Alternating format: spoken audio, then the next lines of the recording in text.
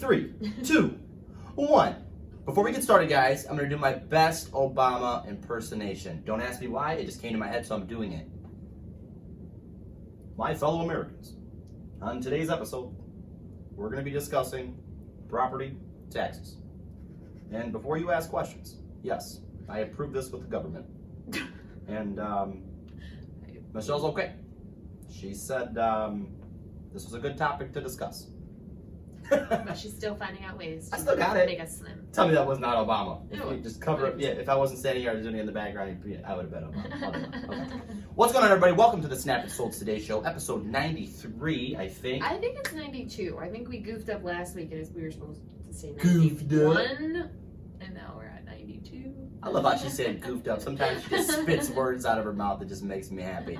We did goof up. It probably is 92. I think it is. But I'm too scared to go back and change it because I think when we say the episode number on the video, we spoil the video.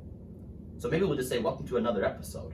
Right. So we can never be found guilty of goofing up. Of goofing up. Enough nonsense, guys. Today we're talking about property taxes. Boring stuff, but important stuff to understand if you're buying or selling real estate. Right. So this week's sponsored by Capital Title, and by sponsored, I don't mean that. They didn't actually say we make a video about this. I just mean that they gave us something to put our water in. Put our water in. It could be water. It could be a lot of tequila to get me through this video. That was just me proving that it wasn't tequila, because if it had been tequila, I wouldn't have been able to keep a straight face. Ooh. So guys, we're gonna explain property taxes in a simple way, but a simple way is never as simple as you try to make it, right? Right. So Make it as simple as possible. a title company that's involved in a real estate transaction, which you should always have a title company involved, right? Otherwise, Yes. you're doing something wrong, right? Right, and I don't know how you're doing it. And right. In order to deliver clear title to the buyer, they have to make sure that the property taxes are paid correctly, right? So there's two ways throughout the state of Michigan that taxes are paid: in advance and in arrears. And these both can be made complicated. So if you're living in a county that pays arrears, you don't understand advance. And if you're living in a county that pays advance, you don't understand arrears. Pretty much. So understanding those two is very important, especially if you're a real estate agent or a buyer that's moving from one county to another that pays taxes differently. Right, flip-flopped, yes. You want to make sure you understand it. That way you know how taxes work and how you're going to be paying the taxes in that transaction. For example, I know a lot of people from Wayne County eventually moved down to Monroe. Monroe is one of the counties that pays their taxes in arrears. So you're not going to be paying your taxes the same way that you pay it here in Wayne County, which is in advance. Right. Perfect. And we see this every day, right? Because Monroe and Wayne County are pretty close. Right. Actually, the Southeastern Border Association of Realtors actually merged. It used to be just the Downriver Association. So our association is full of realtors from both sides of the fence. Mm-hmm. So I think that's kind of where we got enlightened, because we don't do too many transactions in Monroe, but we are educated on how Monroe taxes work. Right, and most of other Michigan counties as well. Right. Because so we hold that just for a second. So I always put this whiteboard here with hopes to write on it, but I always find myself getting lost in the sauce when I do this. So basically, to clear it up, both arrears and advance, they're both paid. Both summer and winter taxes are paid on a 12-month basis, right? So your summer taxes go for 12 months and your winter taxes go for 12 months. Right. Winter taxes become payable on December 1st, and they cover from December 1st up until November 30th of the next year. And that's with advance taxes. Well, they're both 12 months, but with arrears, you're paying for the previous 12 months. And with advance, you're paying for the future 12 months. And it's that simple. Right. And then summer taxes are due on July 1st, and that covers July 1st of the current year till June 30th of the next year. The biggest thing that confuses people is as far as when you're doing the prorations, to understand why the buyer's paying this much, why the seller is paying this much, or however it works out. I think the biggest confusing factor is people think that winter only goes for 8 months and summer goes for 3 or 4 months, right? That's not the case. Just remember that they go in 12-month intervals, but they're due and payable on different dates, which Hannah just mentioned. And I should have wrote that down, but I'm not going to, because my microphone is for talking, not for writing. I'll write it down. We'll make it easy, because I feel like that was very easy to forget. So, without going through, once again, wanted to write this stuff down, but I feel like explaining it's just a little bit easier, hands-on. So, if you if you close, it doesn't matter. Let's just say, for example, you close. What's today? August 27th. August 27th. If you close on August 27th, you're gonna. So if you're paying in advance, the seller is responsible. Wait. Make sure I'm explaining this right. See, now you got me a little Sidetrack. sauced off. Yeah. What were you saying? So what are you doing, Summer? Go ahead and you can finish that up. Right, we're not spelling out this part. Do do do. Right, we might fast forward through this part. Do do do do do do do. Okay, instead of trying to explain a specific date that it lands on, there's a 365-day process that the title company uses to prorate accordingly. So if you land, if you're paying taxes in advance, they're gonna prorate on a 365-day basis from an advanced pace because the seller is already paid. So in retrospect, the seller will be getting a credit versus arears. They'll be getting a debit, meaning that they'll take money back from them, right? Right. Did I explain that correctly? Okay, what did you say? Advance, they get credited? Yeah, so advance, they get credited. Arears, they And it all depends. They owe. And also within a purchase agreement, you can always structure your purchase agreement to direct the taxes directly to somebody else, right? That can be, but most times the title company will prorate the taxes based on 365 days for a 12-month cycle for both winter and summer taxes. Right, exactly. Not just one or the other. Even if you close in, let's say, May, you're still going to be dividing summer and winter. And if you close in, let's say, January 1st, you're still going to be paying summer and winter. Yeah, one will be less, one will be more. It always depends, just based on this time frame here, right? Right.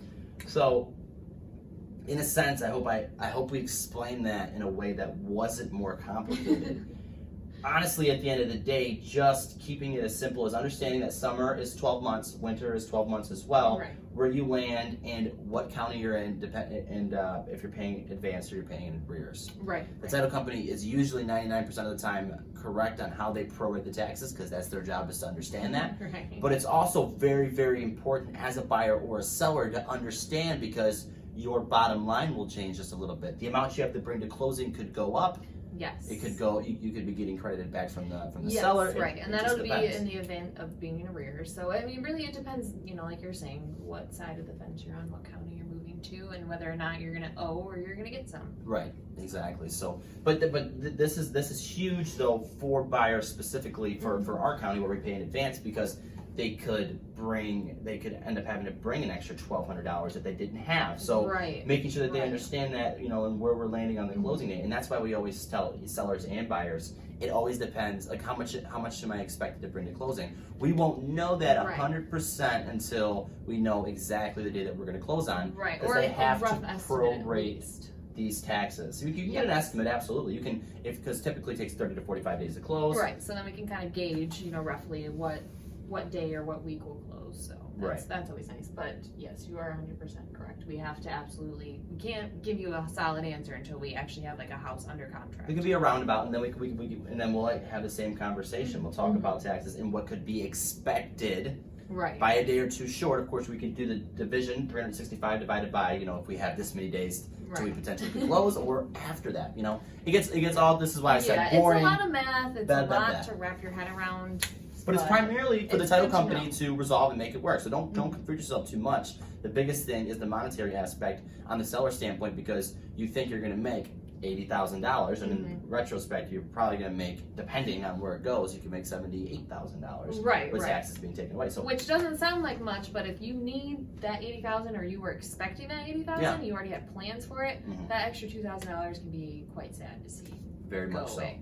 So this is always a good thing to understand. Yeah, 100%. So and we'll continuously make videos like these to try to make it a little bit more simple. Yeah. I wanted to do a full equation where we broke down a closing date and then between the months with summer and winter taxes involved. But I feel like that in itself can just make people's smoke go out their ears. Yeah, and I feel like we already did that a little bit too, guys. Just planning ahead and getting a net sheet put together for both buyer and seller so you can understand what could happen, what could not happen is very important. Right. Staying educated, hiring the best real estate agents in the business. Right. Work with the best, work with the rest. Just saying. Understanding what cities, how aggressive they are or aren't with their taxes too, that's another thing because Taylor, for example, isn't very aggressive, but if you move to Southgate's Trenton, very aggressive. Yeah, or Southgate, right, which is a neighbor to Taylor, they're super aggressive.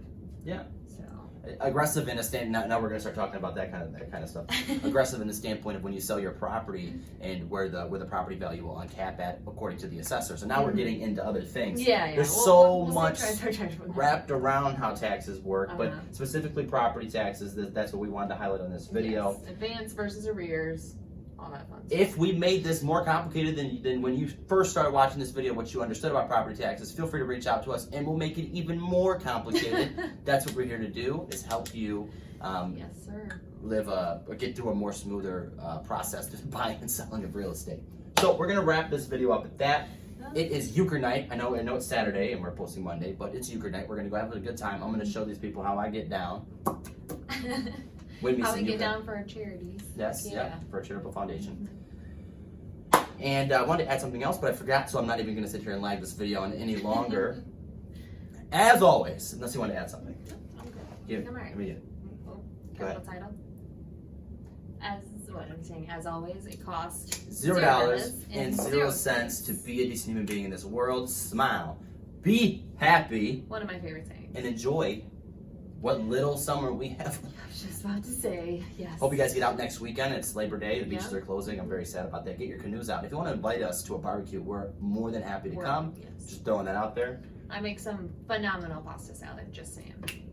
Buy phenomenal pasta salad. It's in aisle 16 at Walmart. Very, very good pasta salad. We'll see you guys in the next episode. Have a great week.